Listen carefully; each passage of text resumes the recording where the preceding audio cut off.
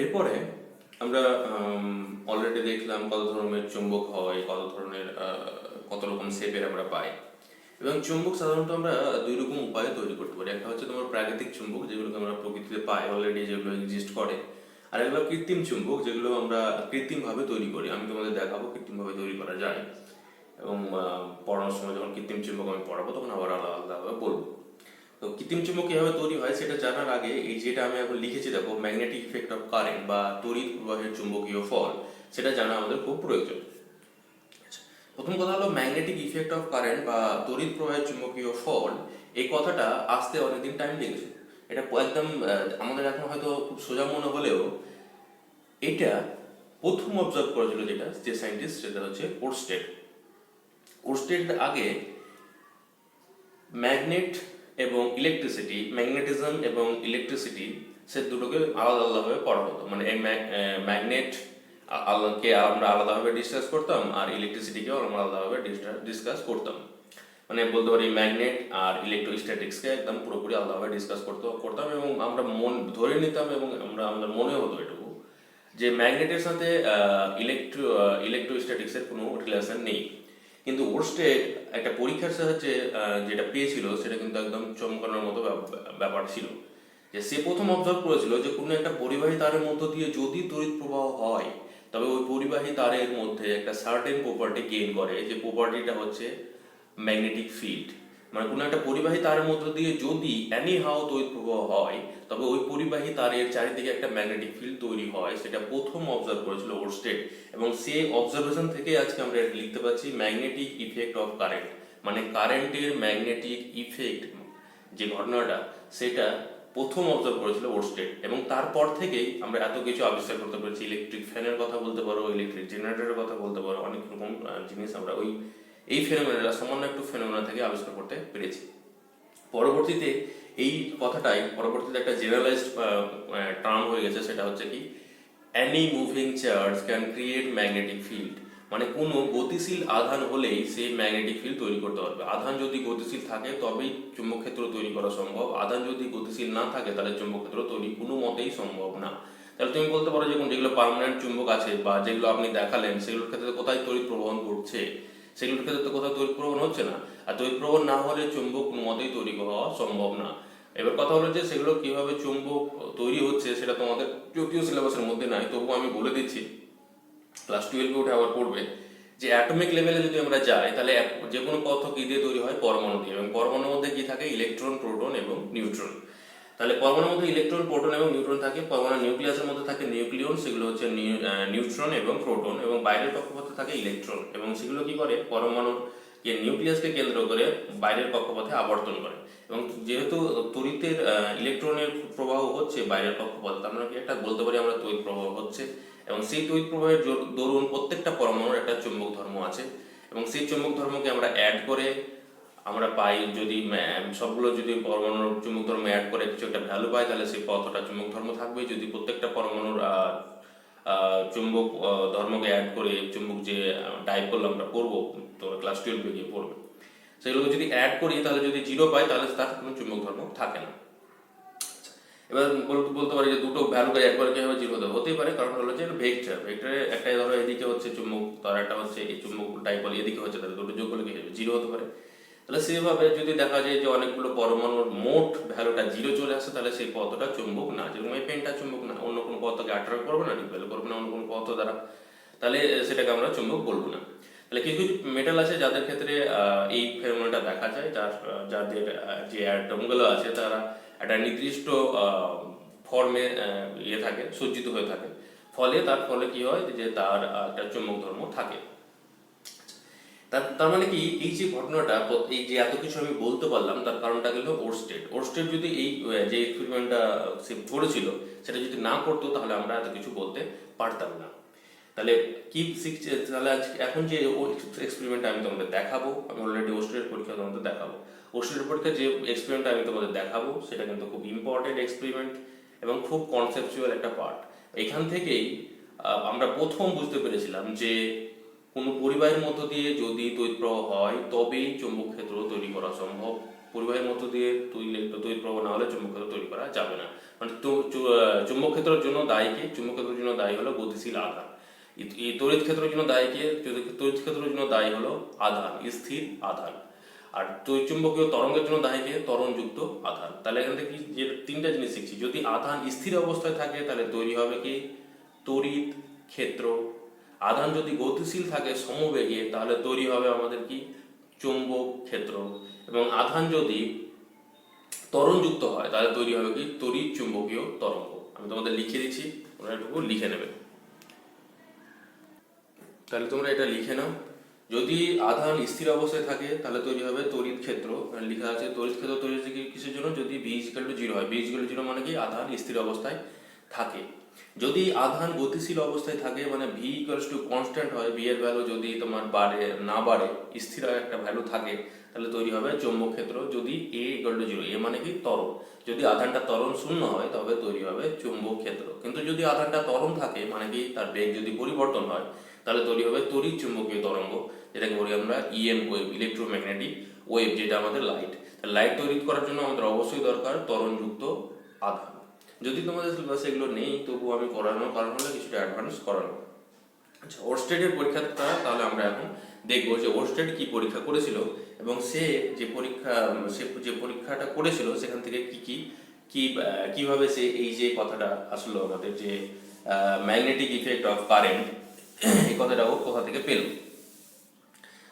Oersted ছিল actually, Oersted ফিজিক্সের লোক ছিল না, সে বোধহয় মেবি কেমিস্ট্রির বা জুলজি, কেমিস্ট্রি তো ছিল না, বোধহয় জুলজি বোটানি এরকম স্ট্রিমের লোক ছিল। তো তার টেবিলের উপর এরকম একটা চুম্বক শলাকা রাখা ছিল, তার টেবিলের উপরে, এবং সেই চুম্বক শলাকার পাশে একটা পরিবাহী তার রাখা ছিল।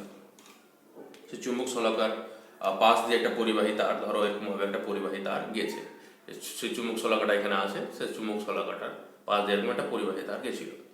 এবং এই পরিবাহী তারকে যখনই ব্যাটারির সাথে অ্যাটাচ করা হচ্ছিল, ব্যাটারির সাথে মানে পরিবাহী তারের মধ্যে যখন তড়িৎ প্রবাহ হচ্ছিল না, তখন এই চুম্বক শলাকাটা যেভাবে থাকা সেভাবেই আছে, মানে উত্তর দিকে এইভাবে দাঁড়িয়ে আছে, উত্তর দক্ষিণ দিক করে দাঁড়িয়ে আছে। কিন্তু এই পরিবাহী তারটার মধ্য দিয়ে যখনই তড়িৎ প্রবাহ পাঠানো হচ্ছিল, এর উপর দিয়ে যখন পরিবাহী তারটা রাখা ছিল এবং তার মধ্যে যখনই তড়িৎ প্রবাহ হচ্ছিল, তখনই দেখছিল কি এই চুম্বক শলাকাটা বিক্ষেপণ ঘটছে। দেখাচ্ছে তোমাদের বিক্ষেপণ ঘটে কিভাবে। এবার কথা হলো যে এই যে বিক্ষেপণ ঘটছে সেটা সে প্রথম অবজার্ভ করেছিল, এবং সে এই যে ঘটনাটা যে বিক্ষেপণ ঘটলো তার ফলস্বরূপ কি দেখতে পেলো, যে এর মধ্যে যখন আমি তড়িৎ প্রবাহ পাঠাচ্ছি তখন এর বিক্ষেপণ ঘটছে। এবার এটা আমাদের কাছে হয়তো খুব সাধারণ মনে হতে পারে, কিন্তু কথা হলো যে কিভাবে সেটা হতে পারে। প্রথম কথা হলো এর মধ্য দিয়ে যার ফ্লো হচ্ছে সেটা হচ্ছে ইলেকট্রন। ইলেকট্রনের ফ্লো মানে তড়িৎ ক্ষেত্র হতে পারে, এবং এই চুম্বকটাকে ডিস্টার্ব করতে পারবে কি? চুম্বক ক্ষেত্র, অন্য কোনো ক্ষেত্র ডিস্টার্ব করতে পারবে না। তাহলে যেহেতু চুম্বক, তাহলে চুম্বক ক্ষেত্র একে ডিস্টার্ব করতে পারবে। এবার কথা হলো এর মধ্য দিয়ে তড়িতের প্রবাহ হওয়ার ফলে একে ডিস্টার্ব করে দিতে পারছে। তার মানে কি? এর মধ্য দিয়ে তড়িৎ প্রবাহ হওয়ার ফলেই একটা নির্দিষ্ট ধর্ম তৈরি হচ্ছে, যেটা হচ্ছে চুম্বক ক্ষেত্র। তার ফলে তো সেটা ডিস্টার্ব হচ্ছে। তার মানে কি? সেটাই প্রথম অবজার্ভ করা গেছিল যে কোনো পরিবাহের মধ্যে দিয়ে তড়িৎ প্রবাহ হলে কি তৈরি হচ্ছে? চুম্বক ক্ষেত্র। কিন্তু পরিবাহের মধ্যে যখন তড়িৎ প্রবাহ হচ্ছে না তখন কি হচ্ছে না? চুম্বক ক্ষেত্র তৈরি হচ্ছে না। সেটা প্রথম ওরস্টেড অবজার্ভ করেছিল, এবং পরবর্তীতে যেহেতু সে ওই স্ট্রিমের লোক ছিল না, সেই বিষয়ে কিছু ডিসকাস করেনি, শুধু এইটুকুই বলেছিল যে কোনো পরিবাহের মধ্য দিয়ে যদি তড়িৎ প্রবাহ হয় তাহলে ওই পরিবাহীর চারিদিকে একটা চুম্বক ক্ষেত্র তৈরি হয়। এটাই সে প্রথম অবজার্ভ করেছিল। আমি তোমাদের সেটা দেখাবো।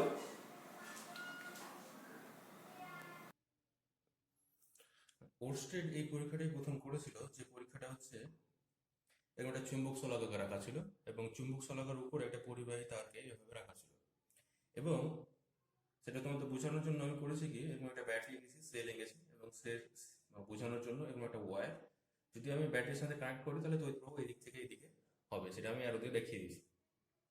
এর কথা হলো যে ব্যাটারির এটা রেড টার্মিনাল আছে, মানে ব্যাটারি এটা পজিটিভ, তাহলে এদিক দিয়ে তড়িৎ প্রবাহ যদি আমি ব্যাটারির সাথে কানেক্ট করি তাহলে তড়িৎ প্রবাহ এদিক থেকে এদিকে যাবে, তার ফলে তড়িতের প্রবাহ এর মধ্য দিয়ে এদিক থেকে এদিকে হবে। এখন যেহেতু ব্যাটারি টার্মিনাল খোলা আছে তার ফলে কি কোনো তড়িৎ প্রবাহ হচ্ছে না। এখন যেহেতু তড়িৎ প্রবাহ হচ্ছে না তার ফলে দেখো চুম্বক শলাকাটার কোনো বিক্ষেপণ আমরা দেখতে পাচ্ছি না।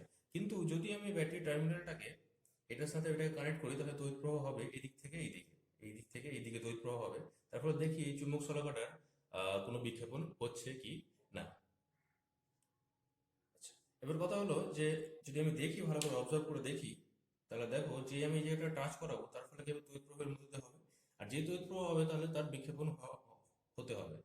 দেখো ভালো করে অবজার্ভ করে দেখো বিক্ষেপণ হয় কিনা। তাহলে দেখো তো যে এটাকে টাচ করা আছে, তাহলে দেখো চুম্বক শলাকাটা মেরুটা কি হচ্ছে, নড়ছে। যখনই আমি টাচ করাচ্ছি তখনই নড়ছে, কিন্তু টাচ না করালে সেটা নড়বে না। তাহলে আমি এটাকে একটু দাঁড় করিয়ে দিই।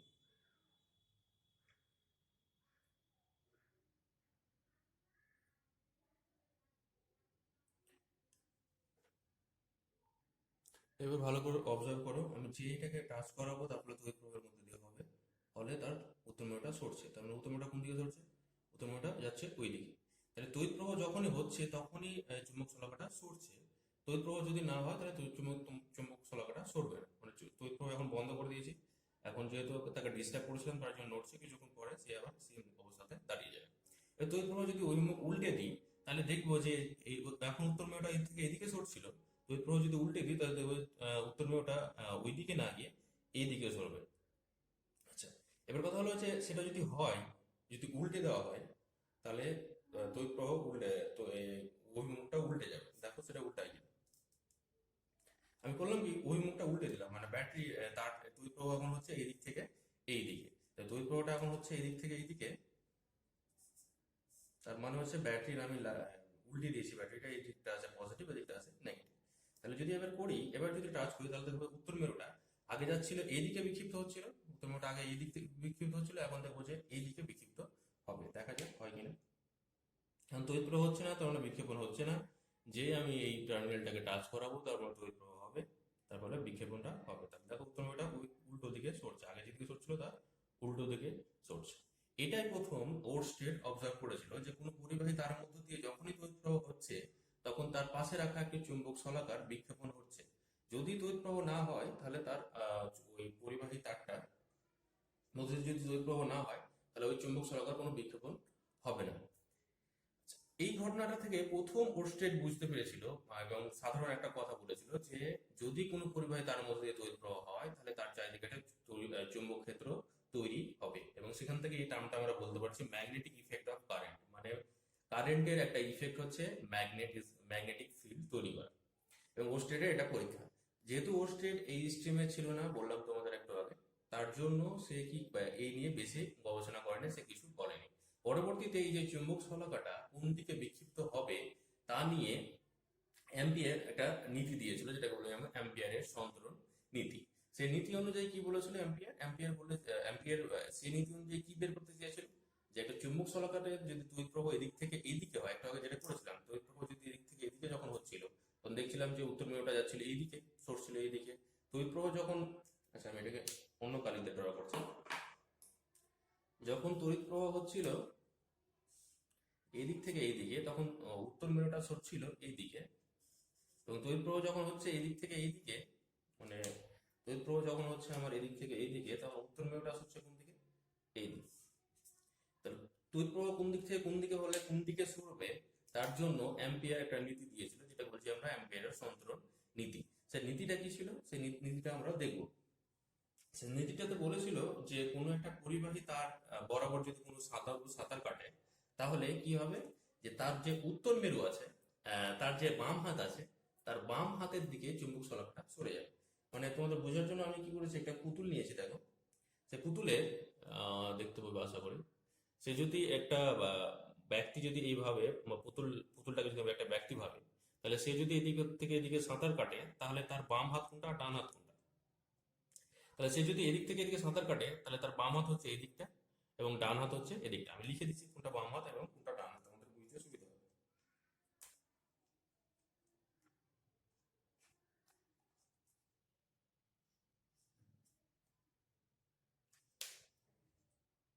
দেখো আমি লিখে দিয়েছি, এটা হচ্ছে লেফট, এটা হচ্ছে রাইট, তোমরা হয়তো দেখতে পাবে। এটা হচ্ছে লেফট এবং এটা হচ্ছে রাইট। তাহলে কি একজন কোনো সাঁতারু যদি পরিবাহী তার বরাবর সাঁতার কাটে, এখানে পরিবাহী তারটা আমি রাখবো, সে পরিবাহী তার বরাবর যদি সে সাঁতার কাটে তাহলে তার যে বাঁ হাত যেদিকে থাকবে সেই দিকে তার উত্তর মেরুর বিক্ষেপণ ঘটবে। তাহলে দেখো একটু আগে আমি যেরকম বলেছিলাম তবু দেখাচ্ছি আমি।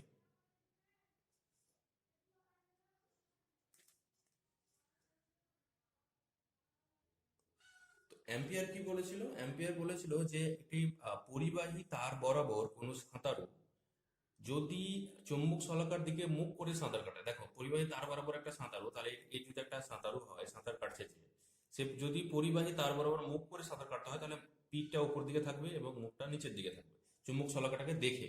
যদি এরকম বলতো যে কোনো পরিবাহী তার বরাবর সাঁতার কাটছে, তাহলে সে সাঁতার এভাবে কাটতে পারতো, এভাবে কাটতে পারতো। তাহলে দুই ক্ষেত্রে কি হচ্ছে, যে এভাবে যদি কাটে তাহলে তার বাম হাতটা চলে আসবে এদিকে এবং ডান হাতটা চলে যাবে ওইদিকে। কিন্তু ও বলেছে কি, যথেষ্ট আহ, সততার সাথে এবং যথেষ্ট নিখুঁতভাবে বলেছে কি, পরিপূর্ণ সাঁতারু সাঁতার কাটবে কোন দিকে, পরিবাহী তার বরাবর সাঁতার কাটবে, তাহলে ওই যাবে এদিক থেকে এদিকে সাঁতার কেটে যাবে, যদি তড়িৎ প্রবাহ এদিক থেকে এদিকে হয়। এবং সে কিভাবে সাঁতার কাটবে, যদি চুম্বক শলাকার দিকে মুখ করে, চুম্বক শলাকাটা কোন দিকে আছে, নিচের দিকে আছে, তাহলে মুখটা উপর দিকে করে থাকবে না, কোন দিকে, নিচের দিকে। তাহলে কোনো সাঁতারু যদি পরিবাহী তার বরাবর চুম্বক শলাকার দিকে মুখ করে সাঁতার কেটে এভাবে যায়, যদি তড়িৎ প্রবাহ দিকে হয়, তাহলে ওই সাঁতারুর বাম হাত যেদিকে থাকবে উত্তর মেরু সেই দিকে সরবে। তাহলে কি বললাম, কোনো সাঁতারু যদি কোনো পরিবাহী বরাবর চুম্বক শলাকার দিকে মুখ করে সাঁতার কাটে, তবে ওই চুম্বক শলাকার উত্তর মেরু ওই সাঁতারুর বাম হাতের দিকে সরবে। তাহলে দেখা যাক তার বাম হাত কোন দিকে আছে, এদিকে আছে, তড়িৎ প্রবাহ আমি এদিক থেকে এদিকে পাঠাবো, তাহলে দেখো উত্তর মেরুটা ওদিকে সরে কিনা। তাহলে দেখো আমি এখনো তড়িৎ প্রবাহ যেহেতু পাঠাচ্ছি না, তাহলে চুম্বক শলাকার কোনো বিক্ষেপণ ঘটেনি। আমি এটা একটু দূরে সরিয়ে রাখছি, কারণটা তোমরা দেখতে পাবে না। এবার দেখো যে আমি এর মধ্যে তড়িৎ প্রবাহ পাঠাবো, তড়িৎ প্রবাহ আমি পাঠাচ্ছি এদিক থেকে এদিকে, যেহেতু ব্যাটারি পজিটিভটা লাগানো আছে এদিকে বা নেগেটিভটা লাগানো আছে এদিকে, যে তড়িৎ প্রবাহ থেকে এদিকে পাঠাবো, তাহলে দেখো উত্তর মেরুটা কোন দিকে সরে, সেটা তোমরা দেখতে পাবে। দেখো উত্তর মেরুটা সরছে কোন দিকে, তার বাম হাতের দিকে উত্তর মেরুটা সরছে, তার মানে ওই দিকে সরে যাচ্ছে। এবার যদি তড়িৎ প্রবাহ আমি করি কি, তড়িৎ প্রবাহটাকে উল্টে দিই, তাহলে কি হবে, এইদিকে নিচের দিকে সরবে, যেটা আমি একটাকে দেখিয়েছিলাম। তো তড়িৎ প্রবাহ যদি উল্টে দিই তাহলে কি করতে হবে, তড়িৎ প্রবাহ উল্টালে এই যে সাঁতার কাটছিল এদিকে, তাহলে এদিকে কাটবে না, কোন দিকে কাটবে, এদিকে কাটবে, এবং সে এদিকে মুখ করে থাকবে। তাহলে তড়িৎ প্রবাহ যে উল্টে দিলাম, তাহলে তার তো অভিমুখ কি হচ্ছে, উল্টে যাচ্ছে। তাহলে তড়িৎ প্রবাহ উল্টানোর ফলে যেহেতু সে এদিকে মুখ করে সাঁতার কাটবে, তার ফলে কি হচ্ছে, তার লেফট সাইডটা, লেফট হ্যান্ডটা চলে আসছে এই দিকে, তার মানে উত্তর মেরুটা সরবে নিচের দিকে, যেটা একটু আগে আমি বলেছিলাম যে উত্তর মেরুটা এদিকে সরছিল যখন তড়িৎ প্রবাহ এদিক থেকে আমরা এদিকে পাঠাচ্ছিলাম। আচ্ছা, এবার যদি করি কি, যে পরিবাহী তারটাকে এর চৌম্বক শলাকার নিচের দিকে করে দিই, তাহলে সে সাঁতার কাটবে কিন্তু কোন দিকে, উপর দিকে মুখ করে। তাহলে দেখা যাক উপর দিকে মুখ করে কিভাবে সাঁতার কাটতে পারছে। এবার যদি আমি কেউ করি কি, যে এই তারটাকে ওই উপর চুম্বক শলাকার উপর থেকে নিচের দিকে করে দিই, তাহলে উপর থেকে নিচের দিকে করা হলো, তার ফলে কি হবে, যদি সে সাঁতার কাটবে, সে সাঁতার কাটার সময় যদি তড়িৎ প্রবাহ এদিক থেকে এদিকে হয়, তড়িৎ প্রবাহ যদি এদিক থেকে এদিকে হয়, তাহলে সে সাঁতার কাটবে কোন দিকে, এদিক থেকে এইদিকে সাঁতার কাটবে, ঠিক আছে, এই দিকে এদিকে সাঁতার কাটছে। কিন্তু চুম্বক শলাকার দিকে মুখ করে সাঁতার কাটতে হবে, তার মানে কি, তাকে তাহলে এটাকে কি করতে হবে, চুম্বক শলাকার দিকে মুখ করাতে হবে। তাহলে চুম্বক শলাকার দিকে মুখ করতে হলে কি হবে, এইভাবে, তাহলে সে সাঁতার কাটবে কি হবে, পরিবাহী তার বরাবর সাঁতার কাটছে কিন্তু চুম্বক শলাকার দিকে মুখ করতে হচ্ছে, তার মানে উপর দিকে মুখ করে কাটতে হচ্ছে। তার ফলে তার লেফট সাইডটা কোন দিকে থাকছে, তাহলে এই দেখো এদিকটা ছিল লেফট, তাহলে আমি এদিকটা তো লেফট আর রাইট লিখে দিচ্ছি।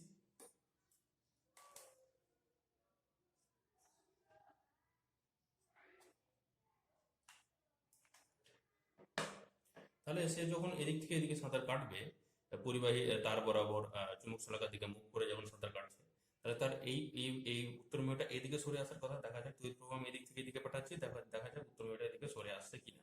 তো দেখো এখন তড়িৎ প্রবাহ পাঠানি, এখন যেই টাচ করাবো তখন তড়িৎ প্রবাহ যাবে। তড়িৎ প্রবাহ যেই পাঠাচ্ছি তখন দেখো উত্তর মেরুটা কোন দিকে সরছে, উত্তর মেরুটা এদিকে সরছে, মানে তার যে লেফট হ্যান্ড আছে সেই দিকে সরে আসছে। তড়িৎ প্রবাহটা যদি উল্টে দিই তাহলে দেখবো যে তার উল্টো দিকে সরছে। আরেকটা সিচুয়েশন হতে পারে, সেটা হচ্ছে কি, যে আমি যদি এটাকে তার 90 ডিগ্রি কোণে রাখি, মানে যদি আমি এভাবে রাখি এবং তার মধ্যে যদি তড়িৎ প্রবাহ পাঠাই, তাহলে দেখবো চুম্বক শলাকা সরবে না। তার কারণটা হচ্ছে কি, চুম্বক শলাকা না সরার কারণটা হচ্ছে কি, এমইউটাকে এই পরিবাহী তারটা এদিকে যতটা ফোর্সে অ্যাট্রাক্ট করবে, এটাকেও সেম ফোর্সে অ্যাট্রাক্ট করবে। তার ফলে কি হবে, যে তার ঘূর্ণন গতি আর সম্ভব হবে না। দেখা যাক আমি কি করছি, ব্যাটারির সাথে রেখে যখন, এখন দেখো কোনো ঘূর্ণন নেই, এখন যে ব্যাটারির সাথে টাচ করছি তবুও দেখো কোনো ঘূর্ণন আমরা দেখতে পাচ্ছি না, অবজার্ভ করতে পারছি না। ব্যাটারির সাথে টার্মিনালের সাথে যে টাচ করাচ্ছি তবুও কোনো অবজার্ভ করতে পাচ্ছি না। তার মানে কি, চুম্বক শলাকার সাথে যখন 90 ডিগ্রি কোণ করে থাকছে, তখন তার কোনো ঘূর্ণন গতি আমরা অবজার্ভ করতে পারছি না।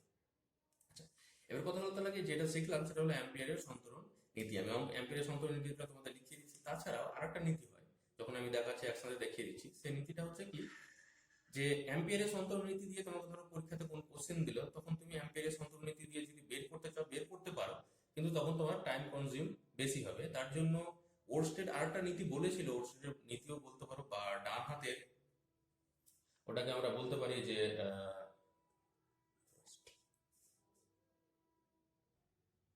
সেটাকে আমরা বলতে পারি ডান হাতের বৃদ্ধাঙ্গুষ্ঠ নিয়ম। সেই নিয়ম অনুযায়ী কি, সেই নিয়ম অনুযায়ী আমরা দিকটা বের করতে পারি। সেই নিয়ম অনুযায়ী কি বলে যে ডান হাতের যে এই চারটে আঙ্গুলকে এক জায়গাতে রাখবো এবং এই বুড়ো আঙ্গুলটাকে আলাদা করে রাখবো, এবং এভাবে যদি আমি রাখি এবং তড়িৎ প্রবাহ যেদিকে হচ্ছে সেদিকটাকে যদি আমি হাতের তালুটাকে রাখি, আর তড়িৎ প্রবাহের অভিমুখে যদি এই আঙুলগুলোকে রাখি, তাহলে তো পরিবাহী তারটা আছে এই দিক থেকে এইদিকে তড়িৎ প্রবাহ যদি হয়, তাহলে আমাকে আঙুলগুলোকে রাখতে হবে এদিক বরাবর। তাহলে এদিক বরাবর আঙুলগুলোকে রাখলাম। এবার করতে পারি দুটো সিচুয়েশন করতে পারি, এক হতে পারে আমি হাতটাকে এভাবে রাখতে পারি, বা আরেকটা করতে পারি যে হাতটাকে আমি এভাবে উল্টো ভাবেও রাখতে পারি। তার ফলে কি হচ্ছে, আমাকে রাখতে হবে কিভাবে, এমন ভাবে রাখতে হবে যেন এই হাতের তালুর নিচে কি থাকে, চুম্বক শলাকাটা থাকে। তাহলে আমাকে রাখতে হবে কিভাবে, এইভাবে। তাহলে এইভাবে যদি আমি রাখি, তাহলে তড়িৎ প্রবাহের অভিমুখে আমি আঙুলগুলোকে রাখছি এবং এই আঙুলটাকে আলাদা করে রাখছি। তারপরে তড়িৎ প্রবাহ যদি এদিক থেকে এদিকে হয়, তাহলে চুম্বক শলাকা উত্তম ওটা সরবে কোন দিকে, এদিকে। একটা ওটা দেখেছিলাম যে অ্যাম্পিয়ারের সন্তরণ নীতিতে ওই দিকে সরছিল।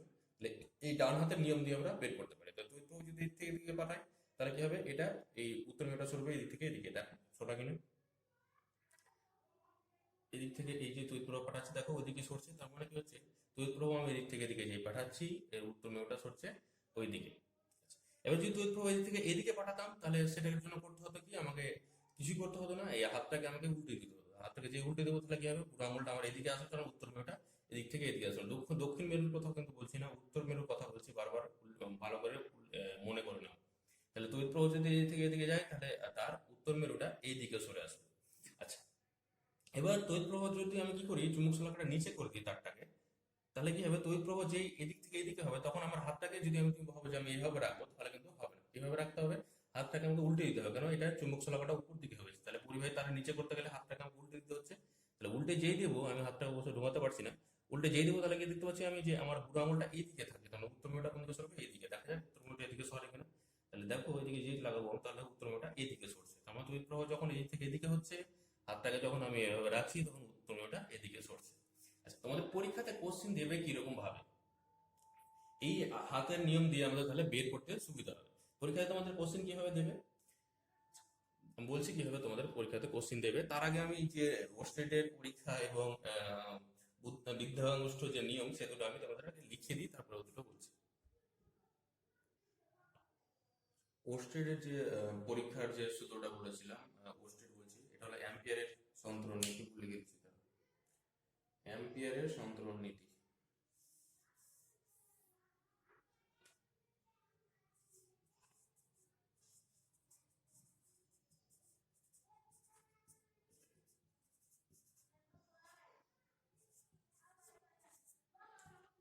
অ্যাম্পিয়ারের সন্তরণ নীতিটা কি, কোনো সাঁতারু কোনো সাঁতারু পরিবাহী তার বরাবর, কোনো সাঁতারু পরিবাহী তার বরাবর চুম্বক শলাকার দিকে মুখ করে সাঁতার কাটলে চুম্বক শলাকার উত্তর মেরুর বিক্ষেপণ সাঁতারুর বাম হাতের দিকে হয়।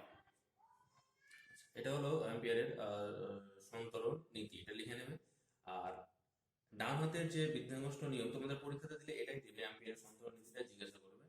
ডান হাতের বৃদ্ধাঙ্গুষ্ঠ নিয়মটা সাধারণত জিজ্ঞাসা করে না, তবে যে 1 মার্কের যে কোশ্চেন গুলো জিজ্ঞাসা করে, সেটা বের করার জন্য এই নীতিটা খুব ইম্পর্টেন্ট, কেন যে এই নীতি দিয়ে তোমরা ওইটা বের করতে পারবে। ডান হাতের বৃদ্ধাঙ্গুষ্ঠ নিয়মটা কি, বৃদ্ধাঙ্গুষ্ঠ গুলি ছাড়া ডান হাতের বাকি 4টি আঙুলকে একত্র করে এমন ভাবে ধরে রাখা হলো যাতে হাতের তালু ও চুম্বক শলাকার মধ্যে তড়িৎবাহী তারটি থাকে। তবে এই অবস্থায় ওই 4টি আঙুল যদি তড়িৎ প্রবাহের দিক নির্দেশ করে, তাহলে চুম্বক শলাকার উত্তর মেরুর বিক্ষেপণের দিক নির্দেশ করবে কি, বৃদ্ধাঙ্গুষ্ঠের অভিমুখ নির্দেশ করবে। তার মানে কি, আবার আমি পড়ে দিচ্ছি অ্যাম্পিয়ারের সন্তরণ নীতি। কোন সাঁতারু পরিবাহী তার বরাবর চুম্বক শলাকার দিকে মুখ করে সাঁতার কাটলে চুম্বক শলাকার উত্তর মেরুর বিক্ষেপণ সাঁতারুর বাম হাতের দিকে হয়। বৃদ্ধাঙ্গুষ্ঠ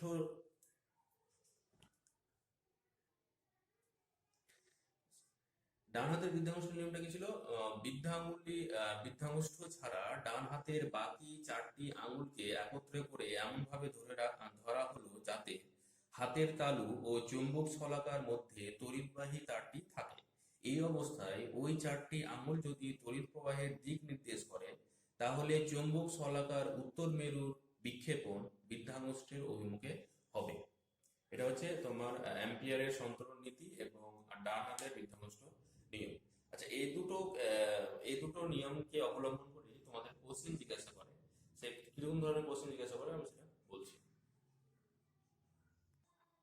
আচ্ছা, তোমাদের কিরকম কোশ্চেন দেবে? ধরো তোমার পরীক্ষাতে কোশ্চেন এরকম দিল যে কোনো তড়িৎবাহী তারকে চুম্বক শলাকার আহ চুম্বক শলাকার উপরে রেখে তড়িৎ প্রবাহ যদি দক্ষিণ থেকে উত্তর দিকে হয়, তাহলে চুম্বক শলাকার উত্তর মেরুর বিক্ষেপণ কোন দিকে হবে? আবার বলছি, কোন তড়িৎবাহী তারকে চুম্বক শলাকার কোন তড়িৎবাহী তারকে চুম্বক শলাকার উপরে রেখে তড়িৎ প্রবাহ যদি দক্ষিণ থেকে উত্তর দিকে বা উত্তর থেকে দক্ষিণ দিকে হয়, তাহলে চুম্বক শলাকার উত্তর মেরুর বিক্ষেপণ কোন দিকে হবে সেটা তোমাদের পরীক্ষাতে বের করতে হবে। তুমি তাহলে করবে কিভাবে? তাহলে সেটাকে তুমি করার জন্য কি করবে?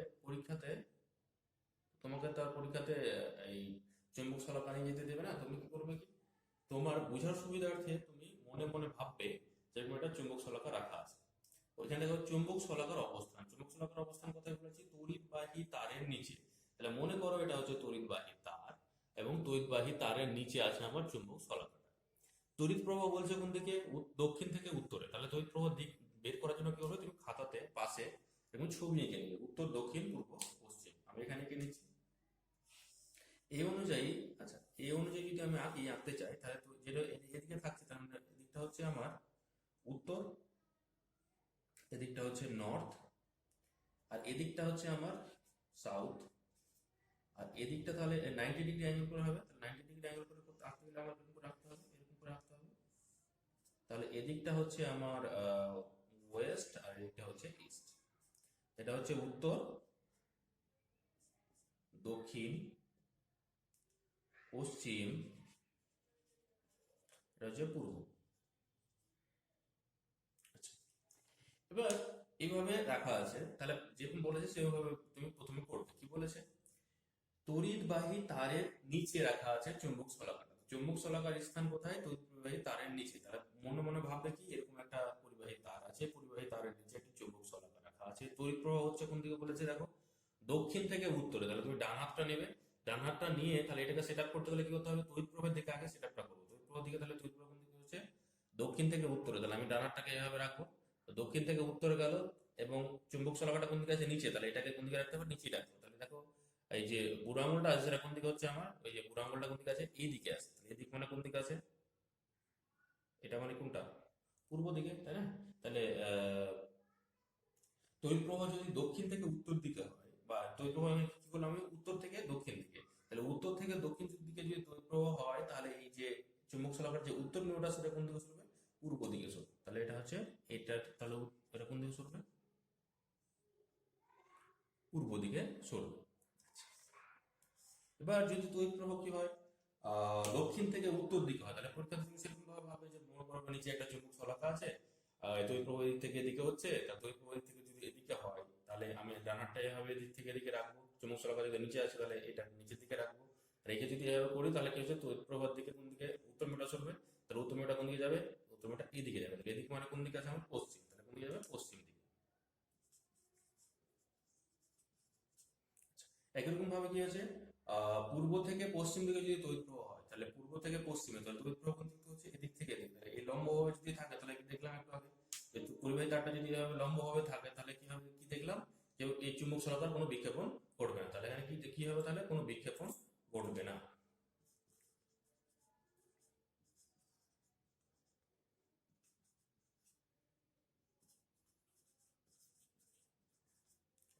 কোনো বিজ্ঞাপন করবে না। আচ্ছা, আমি তোমাদের করবো কি, এইটুকু পাঠ আমি করালাম। এবার পরিবাহী তারটাকে যদি এই চুম্বক শলাকার নিচে রাখি, তবে যে যে ঘটনাগুলো হবে, তবে কি কি আসবে এই জায়গাটা তোমরা নিজে থেকে ফিল আপ করার চেষ্টা করবে। কেউ যদি বুঝতে অসুবিধা হয় কোথাও, তাহলে অবশ্যই আমাকে জানাবে, বলবে, হোয়াটসঅ্যাপে বলবে বা কমেন্টে বলবে। আর যদি এবার আরেকটা কথা যেটা যে তোমরা অবশ্যই বাড়িতে ব্যাপারটাকে ভালো করে পড়বে, তাহলে আমার বোঝানোটা সার্থক হবে। বা ব্যাপারটা কি করবে, তোমরা যে নিজে ইমাজিন করবে যে নিচে একটা চুম্বক শলাকা রাখা আছে, পরিবাহী তারটা কোথায় রাখতে বলেছে সে অনুযায়ী রাখবে, ডান হাত দিয়ে, ডান হাতটা আমি যেভাবে রাখতে শিখালাম সেভাবে রাখবে, রেখে প্র্যাকটিস করবে।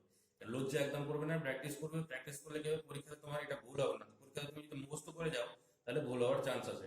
পরীক্ষাতে কি করবে, তুমি যেভাবে বলবে, যেরকম ভাবে ইনস্ট্রাকশন দেবে যে তড়িৎ প্রবাহ এদিক থেকে এদিকে হচ্ছে, চুম্বক শলাকা এদিক বরাবর রাখা আছে, তাহলে কোন দিকে বিক্ষেপণ হবে, তাহলে তুমি ঠিকঠাক উত্তর দিতে পারবে। তার জন্য আমি বলছি, বারবার বলছি, বাড়িতে প্র্যাকটিস করবে, ডান হাত দিয়ে যেভাবে আমি শিখালাম সেভাবে করতে রাখবে। যদি চুম্বক শলাকা, যেমন আটটা বলছি, আটটা পার্ট যেটা হয়। আচ্ছা, এবার যদি এরকম হয় যে চুম্বক শলাকার অবস্থান, চুম্বক শলাকার মধ্যে কোথায় আছে, পরিবাহী তারের উপরে, তাহলে পরিবাহী তারটা এবার কোথায় থাকবে, পরিবাহী তারটা চুম্বক শলাকার নিচে থাকবে। চুম্বক শলাকার নিচে যদি পরিবাহী তারটা থাকে, তবে ডান হাতটা আমাকে রাখতে হবে কিভাবে, ডান হাতটা আমাকে এভাবে রাখতে হবে না। ডান হাত তলাটা কোন দিকে রাখতে হবে, উপর দিকে রেখে তোমরা প্র্যাকটিস করে নেবে তড়িৎ প্রবাহ কোন দিক থেকে কোন দিকে যাচ্ছে। তাহলে দেখো, পরিবাহী তারের উপরে রাখা আছে, দক্ষিণ থেকে উত্তর দিকে আছে, তবে এটা হয়ে যাবে পশ্চিম, থাকবে না, এটা পূর্ব হয়ে যাবে। তখন এটা কি হয়ে যাবে, পূর্ব হয়ে যাবে, আর এটা হয়ে যাবে পশ্চিম। এটা তোমরা বাইরে তোমাদের প্র্যাকটিসের জন্য বললাম, বাড়িতে তোমরা অবশ্যই প্র্যাকটিস করে দেখবে এবং মিলিয়ে দেখবে যে মিলছে কিনা, এবং এটা কোনো বিক্ষেপণ ঘটবে না। তুমি যদি এদিক থেকে ওদিকে হয় বা উল্টো দিকে হয়, কোনো বিক্ষেপণ ঘটবে না, কারণ এটা 90 ডিগ্রি কোণে থাকছে। তোমরা এটা বাড়িতে অবশ্যই প্র্যাকটিস করবে। বারবার বলছি না তো, আমার এতক্ষণ ধরে বোঝানো, এত কষ্ট করে বোঝানো কোনো আমার মানে হয় না। তোমাদের বোঝার জন্য, বোঝার একটাই কারণ, যেন তোমরা বুঝে উত্তর করতে পারো। তার জন্য মুখস্থ করে করতে গেলে আমি তাড়াতাড়ি করে দিতে পারতাম, শুধু এই ছকটা এঁকে দিতে পারতাম, পড়ে দিতে পারতাম, কিন্তু বারবার বলছি এত দেখে করো না, এত বুঝিয়ে করো না, কারণ হলো বুঝিয়ে পড়ো, তাহলে পড়ে মজা পাবে, পরীক্ষা